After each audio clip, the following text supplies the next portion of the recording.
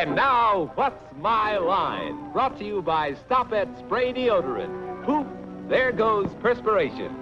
Poof Deodorant Body Powder, the body powder you spray. The Nest Shampoo, the new flowing cream shampoo. All in the first truly functional cosmetic containers, far easier to use. All created by Dr. Jules Montagnier, the famous cosmetic chemist. Time now to enjoy What's My Line?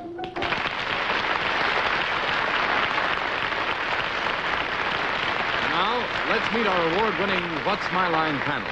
First, the popular columnist whose voice of Broadway appears in the New York Journal-American and papers coast to coast, Miss Dorothy Kilgallen.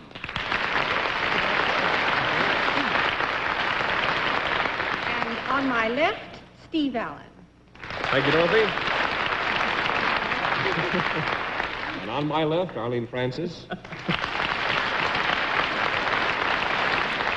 Thank you. And on my left, Bennett Cerf. And on my left, surprise, John Charles Daly.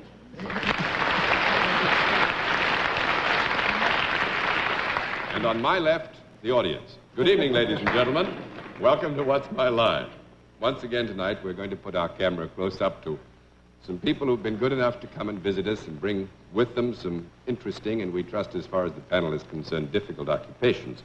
Because we want our guests to carry home some prizes, although we don't think actually they very much care. They want to have some fun. We'll also have a famous guest challenger before the panel a bit later on.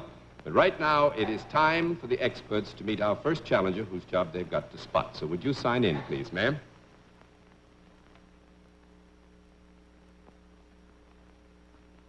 Madeline Park. Is that right?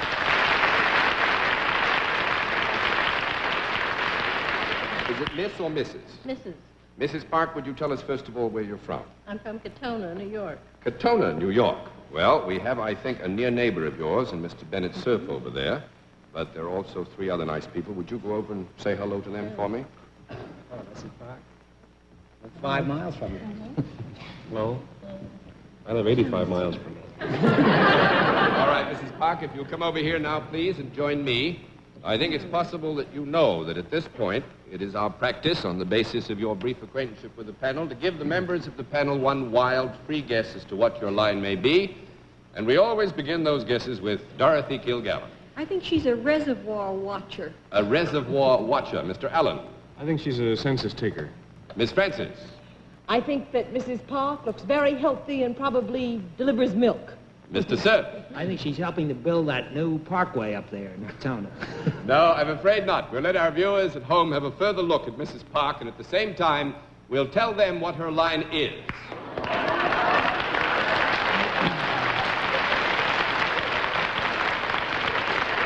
But Mrs. Park, the panel has got to dig, and I think perhaps we just tell them now that every time they get to give you a no answer, it's going to cost them $5, and we'll keep the record of all that up here. 10 of these no's, and you will have won the game. All right, Mrs. Park panel is self-employed, and let's begin the general questioning with Bennett Cerf. Mrs. Park, is there any product involved in what you do? Yes. Would this be a product that would be used by both sexes? Yes. Is it larger than what we may now consider Steve Allen's outmoded bread basket? It is larger. Mm-hmm. Is it larger than I am? Well, that's... Wait a minute, let us think. It's pretty big, isn't it? Is it larger than he is? I'm 6 foot flat when I stand up. Yeah, I would say that certainly some of the time, or in some cases, or in a lot of cases, it could be larger than you are. Not always. Well, no, there'd be circumstances when it wouldn't be. You're a pretty big boy, you know. What? Thank you. Does your product, Mrs. Park, come in various shapes and sizes then?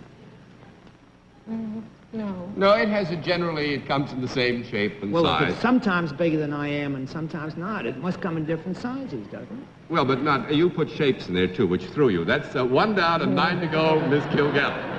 Will it throw me if I put in sizes? I'd like a clarification of that, too. I think Either Bennett was thrown a curve or I've been in Pittsburgh all evening. Well, let's put it this way. Bennett was not thrown a curve. He asked the specific question, did it come in different shapes and sizes? And it was the shapes that got him in trouble. Well, let us say something got him in trouble, and you pick it up from there.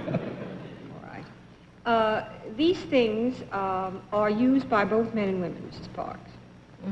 They're put to use by both men and women, yes. Would you say that this product was a useful product? Yes, I would say sometimes. Certainly it is a matter of record that it is a useful product. On the other hand, would you say it was not necessary for every home to have one? Yes. Would you think that I might get along if I didn't have one myself? Yes. Well, would you say that it was probable that I didn't have one of these things? Yes, I think. Would this thing ever be found indoors? Yeah, I think so. Yeah. Would it be more often found out of doors?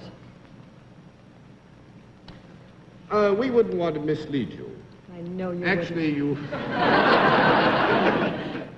Actually, Dorothy, you would find it indoors and you would find it outdoors, and in either case it could be a good deal of the time with one specific product. Excellent, yes.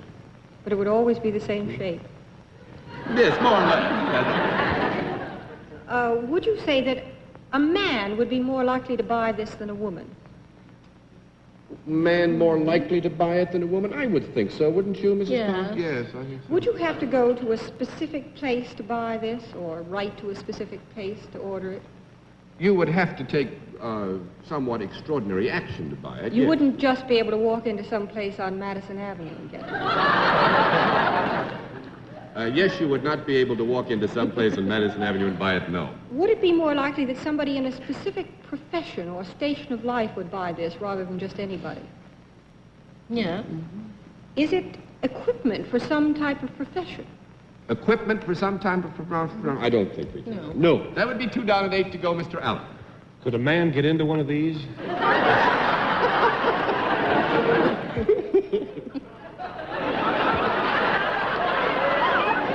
It's a wonderful picture you paid, Steve. It's too bad you're going to know. It's 3 down and 7 to go, Miss Francis. Is this object, whatever it is, solid?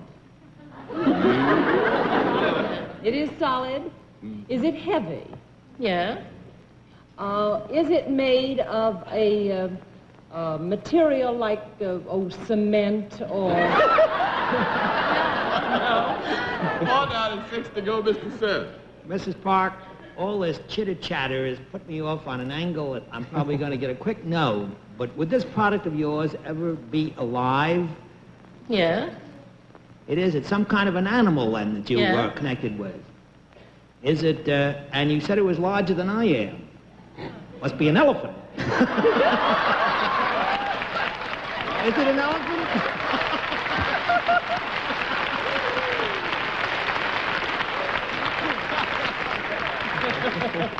Absolutely right, Bennett. It is an elephant. Now all you have to do is to find out what Mrs. Park has to do with elephants. In Katona? Well, I suppose she trains them. Trains elephants? No. 5 down and 5 to go, Miss Kilgallen.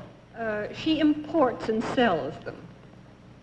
Actually, I think with Mrs. Park's permission, we will accept that. Imports and sells them covers most of the ground. Actually, Mrs.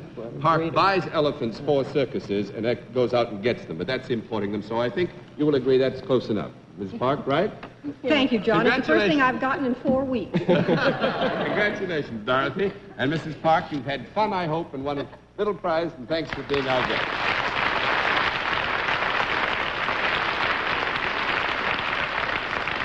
Well, panel, you made a smashing beginning. Let's see what you can do with another challenger. Will you sign in, please, sir? Jerry Crandall. Right, sir?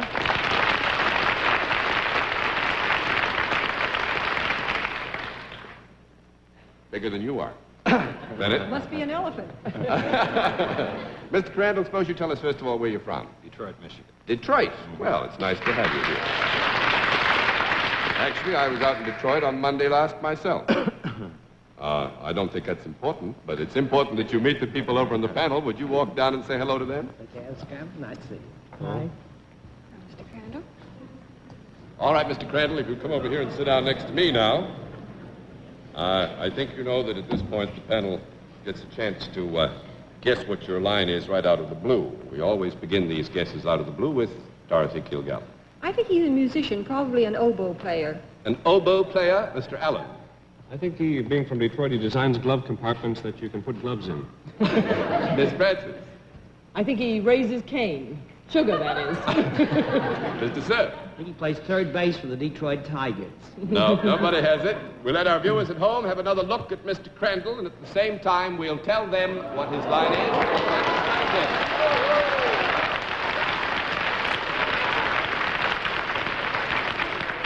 Mr. Crandall, I think you know the rules. No answer, we flip a card, and we get 10 of these no's, and you've won the game. All right, Mr. Crandall is self-employed. Let's begin the general questioning with Steve Allen. Mr. Crandall, is there a product of any kind connected with your work? Yes. Is it the sort of thing that I might ever come into contact with? Yes. If I were to come into contact with it, would I possibly enjoy it? Yes. From the reaction, am I correct in guessing that this might be something a woman would use? Yes. Could a woman possibly wear this? Yes. Could she wear it to bed?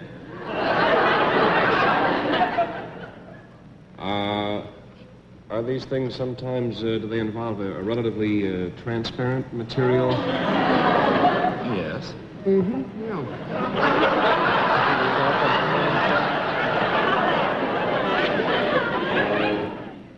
Do they come in, let me see, on a very cold winter night? Would a woman perhaps wear one of these to keep her warm?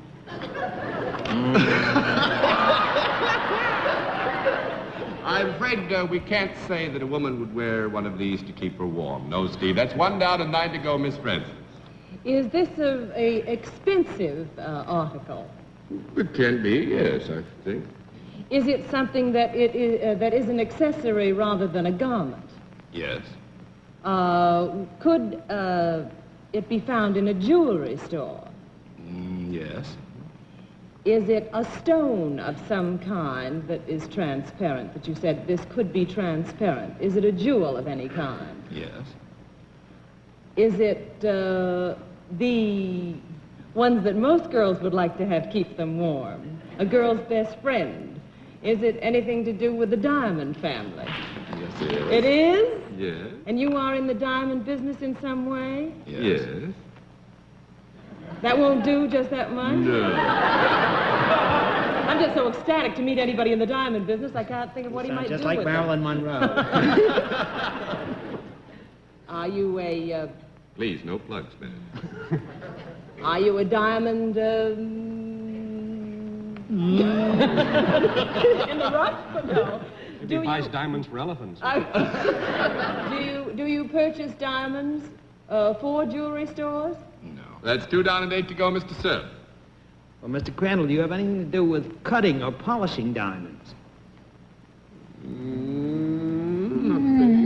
No. 3 down, 7 to go, Miss Kilgallen. May I ask what Arlene got to know on that he Doesn't purchase He does them? not purchase them for sale, And he doesn't cut them. and he doesn't cut them, and he doesn't polish them.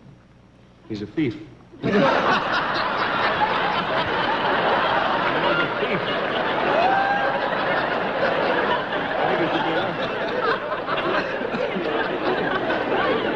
are self-employed. Yes. Do you deal with diamonds more than anything else? Yes. Do you collect diamonds? No. 4 down and 6 Be a to nice go, Mr. hobby. Allen. Are you a jeweler?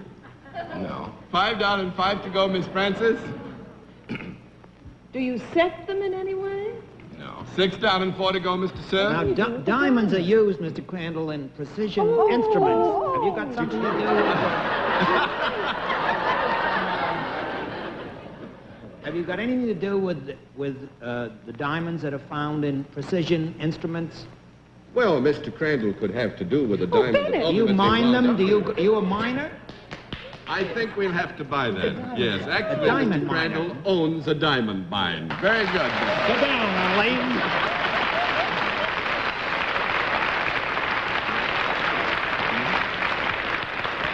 I must say, I didn't think it. Mr. Crandall said, I never thought they'd get that, but he also paid a very fine compliment to your family. He said, this has been lots of fun. And actually, it's been a lot of fun. Mr. Crandall's diamond mine is in Brazil. What's the name of it, Mr. Crandall? And how can we get there? And how quickly? Crandall's little girl warmer, he calls it. Somewhere in the woods.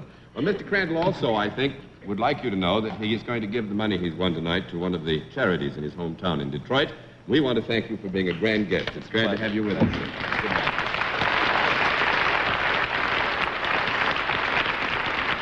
And now, in just one moment, ladies and gentlemen, we'll introduce our mystery guest program, the appearance of our mystery celebrity. My friends on the panel would, of course, know our guest on sight, so we've provided them, as we always do, with blindfolds. And are those blindfolds all in place, panel? Yes, John. Yes. Good. Will you come in, mystery challenger, and sign in, please?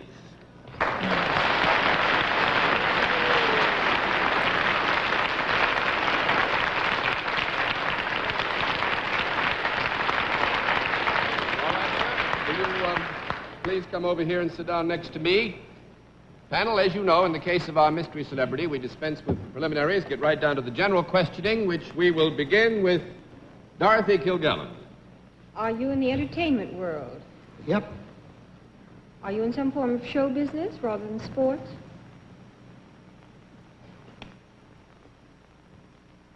Yep.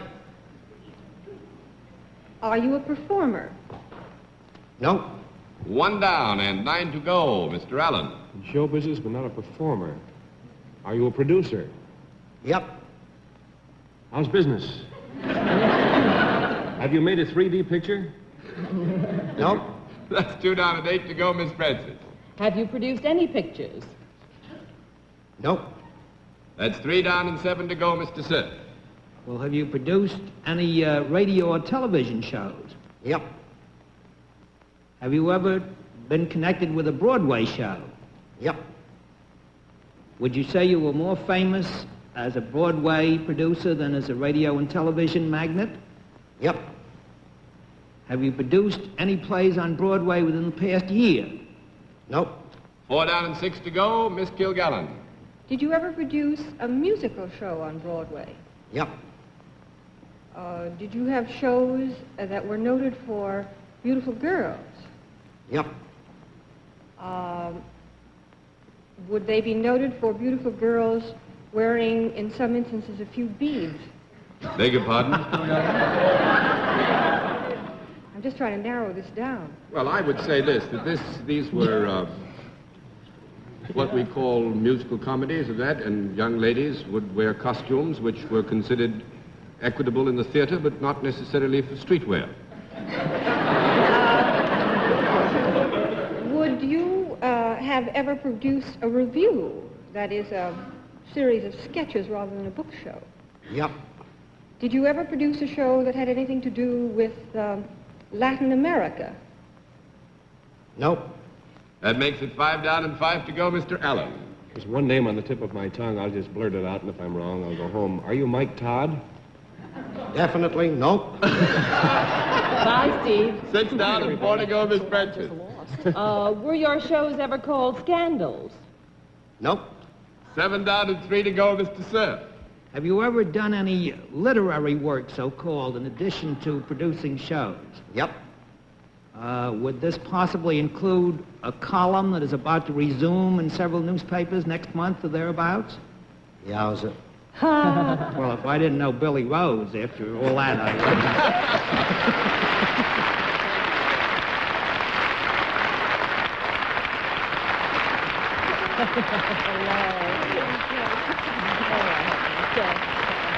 And now, let's see what the panel can do with another challenger. Would you sign in, please, sir? James Cohen. James Cohen, is that right? How are you, Mr. Todd? Where are you from, sir? Ferrum, Virginia. Ferrum, Virginia? Right, Where's sir. that, down below Richmond? Below Roanoke. Below Roanoke? Yes, sir. Well, I would like you to go down below stage just a bit. Will you walk over and meet the panel? Oh? Cohen, come over here and sit down next to me, if you will. I think probably you know that panel gets a free guest now. We always get the first free guest from Dorothy Kilgallen. I think he's a steward on an airline. A steward on an airline, Mr. Allen. I think he sells ice cream. I believe he's one of the ice cream Cohens.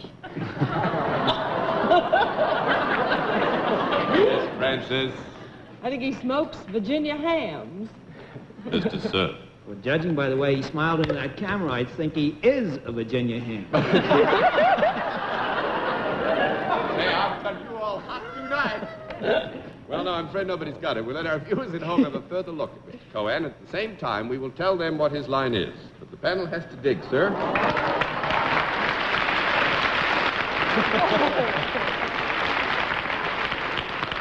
I think you're familiar with the rules. All you have to do is get no answers, and you get 10 no answers, and you have just cleaned the field up, and we'll keep the record of all that up here. All right? Hoping. Mr. Cohen is salaried. With that, let's begin the general questioning with Miss Arlene Francis, and we have 4 minutes to go. Mr. Cohen looks so happy. Are you happy in your work, Mr. Cohen? Oh, yes, Do you deal with people in your job? I do. Is there any product connected with it at all? No, there isn't. That's 1 down and 9 to go. We're Good. happy, too, Mr. Cerf. Mr. Cohen, do you work for a profit-making organization? No, I don't. 2 down and 8 to go, Miss Kilgallen. Would you work for any branch of the government? No, I don't. That makes it 3 down and 7 to go, Mr. Allen. Do you ever wear a uniform in your work? No. That makes it 4 down and 6 to go, Miss Francis. Is there any charitable work connected with your job, Mr. Cohen? Yes, there is. Are you connected with one of the larger and better-known charities? No. No, Obscure charity. Sorry, that makes it 5 down and 5 to go, and we have 3 minutes to go, Mr. Cerf. Does your charity work, Mr. Cohen, help any one particular class of people or animals?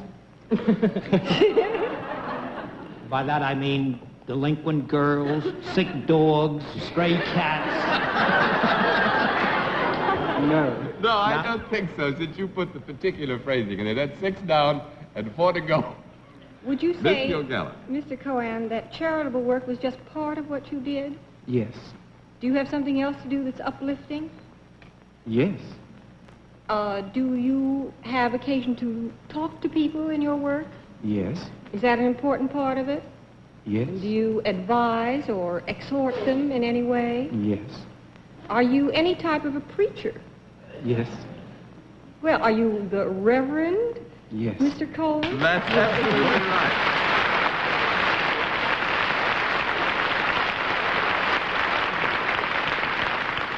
I could tell that he did something to make people happier, but I was on a lower plane, even though I was in the sky on my wild guest. John? Actually, you know, I think there's a wonderful little object lesson here. Mr. Cohen and his work just sort of builds up that kind of wonderful goodwill to people that all of us were feeling that, you know, you were happy in what you did and you were making us happy, too. And I think it took us a little time to realize that you were serving in probably one of the highest categories that mankind can give his life to. Thank you, sir. May I say that it's a fine compliment to you that not only our panel, myself, but everybody here in the theater opened their hearts because you opened yours to us. And thanks very much for being our guest. Thank you. Nice to have you.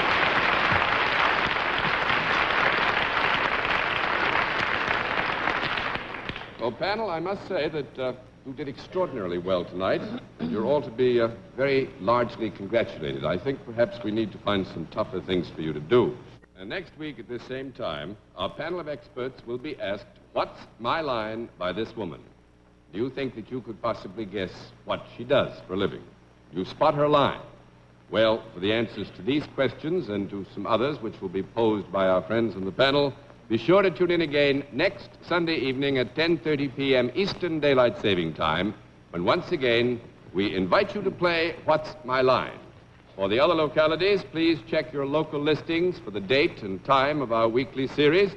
We trust you'll join us, and until then, this is John Daly saying good night, Miss Dorothy. Good night, Your Honor. Steve, there's a rumor that Mr. Crandall is passing out diamonds at the stage door. Good night. I'll be right out there. Incidentally, John, I was very relieved and pleased to see that, to learn that Mr. Cohen was a minister. As he kept doing this, I thought perhaps he was in the business of promoting a particular brand of beer, and it was a discovered such was not the case. Good night, Arlene. Thanks. Incidentally. Yes. Now, let me see. What can I say to you, Bennett? I don't know. You may not be bigger than an elephant, but you're better. There. Good night. Well, good night, John. I won't say a word. Good night, ladies and gentlemen, and thanks for being with us on What's My Line?